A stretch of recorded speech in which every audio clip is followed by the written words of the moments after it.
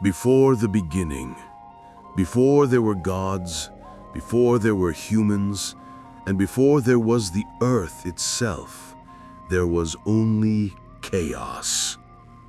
Chaos was not a mess or disorder as we think of it today. It was a gaping void, a vast, dark, silent abyss of nothingness. It was the canvas upon which the universe would be painted. From this void, three primordial entities emerged spontaneously. Gaia, Mother Earth, the solid foundation of all life. Tartarus, the deep, dark pit beneath the earth, a place of punishment and prison. And Eros, love or desire, the fairest of the deathless gods, the force that attracts things together to create life. Gaia, seemingly lonely, gave birth without a mate.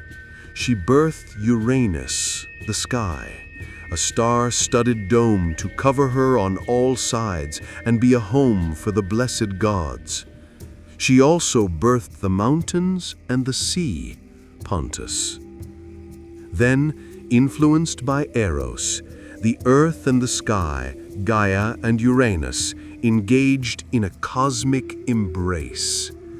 They became the first husband and wife, locked together in constant union. The monstrous children. Gaia and Uranus had many children, but they were not the beautiful gods we know. They were terrifying, primal forces. First came the Titans, 12 giant beings, 6 sons and 6 daughters, who represented the raw forces of nature. Oceanus, the river circling the world. Hyperion, light. Themis, divine law. Memnosne, memory. Rhea, and the youngest, wiliest of them all, Cronus.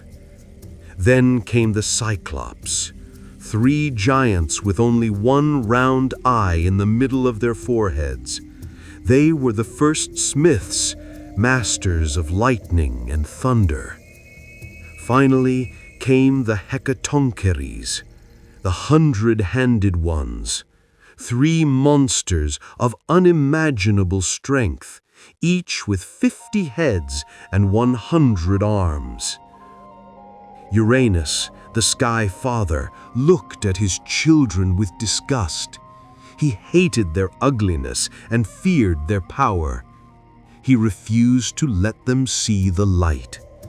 As soon as they were born, he pushed them back inside the womb of their mother. He trapped them deep underground, causing Gaia intense physical pain and grief. The mother's plot. Gaia groaned under the weight of her imprisoned children. She could not bear the tyranny of Uranus any longer. She created a new element from within herself, gray adamant, a super hard metal, and fashioned a great jagged sickle. She called out to her Titan children trapped inside her. "Listen to me, children," she whispered. "Your father is a tyrant. If you are brave enough, we can punish him for his wickedness. He started this ugliness." Fear gripped the Titans. None dared to speak against their mighty father. None except the youngest, Cronus. "Mother," Cronus said, "I will do it. I do not fear a father who hates us." Gaia rejoiced.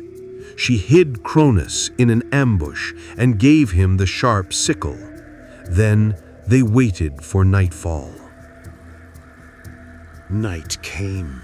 Uranus, longing for love, descended from the sky to embrace Gaia.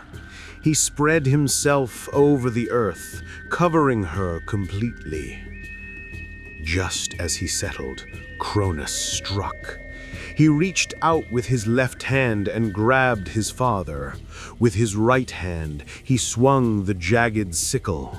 In one horrific stroke, he castrated his father, severing his genitals. Uranus screamed in agony and recoiled upwards.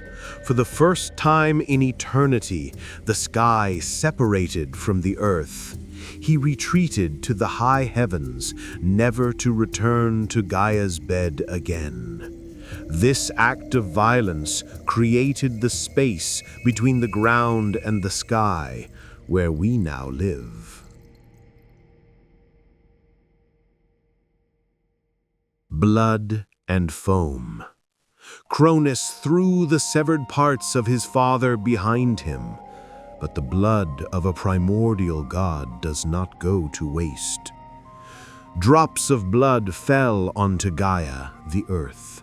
From this blood, she conceived and bore 3 terrifying new races: the Erinyes, or Furies, goddesses of vengeance with snakes for hair and eyes that dripped blood. They were born to punish crimes against parents. The Giants, massive warriors with great strength. The Melei, nymphs of the ash trees, from whose wood spears were made. Meanwhile, the severed flesh fell into the sea. It floated on the waves, surrounded by white foam, Aphros. From this foam, a beautiful maiden rose up. This was Aphrodite, the goddess of love and beauty.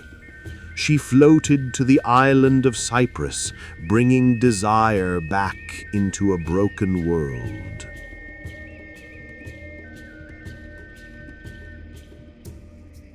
The curse of the father. Uranus, defeated and retreating into the cosmos, cursed his son.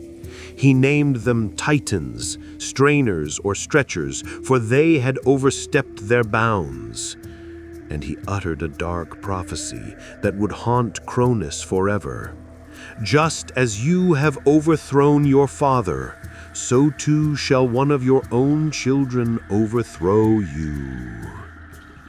Cronus ignored the warning. He released his Titan siblings from Gaia's womb and crowned himself the king of the cosmos.